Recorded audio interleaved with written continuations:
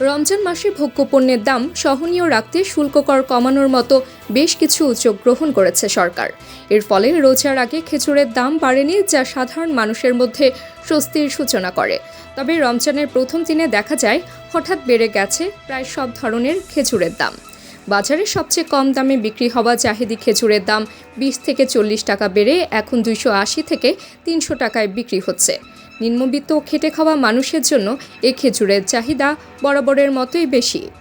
আরেকটু ভালো মানের খেজুর যেমন বড়ই খেজুর বর্তমানে বাজারে চাহিদার কারণে পাইকারি বাজারে পাওয়া যাচ্ছে না। ফলে খুচরা বাজারে এই খেজুরের দাম 550 টাকায় বিক্রি হচ্ছে, যা এক সপ্তাহ আগে ছিল 450 টাকা। মধ্য উচ্চবিত্ত শ্রেণীর মধ্যে আজোয়া ও মরিয়ম খেজুরের চাহিদা বেড়েছে। এ কারণে আজোয়া খেজুরের দাম প্রতি কেজি 1200 থেকে 1250 টাকায় বিক্রি হচ্ছে, যা এক সপ্তাহ আগে ছিল 1050 টাকা। মেটজোল খেজুরের দামও বেড়ে 1550 থেকে 1600 টাকায় পৌঁছেছে, যা গত সপ্তাহে 1400 থেকে 1450 টাকায় বিক্রি হয়েছিল। এছাড়া অন্যান্য খেজুরের দামও বৃদ্ধি পেয়েছে, যেমন দাবাস খেজুর 500 টাকা, মাশরুক 800 টাকা, সুকাই খেজুর 1000 টাকা।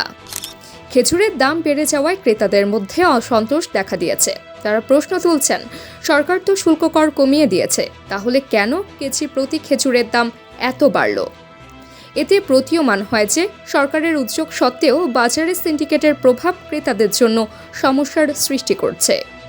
AB news desk report.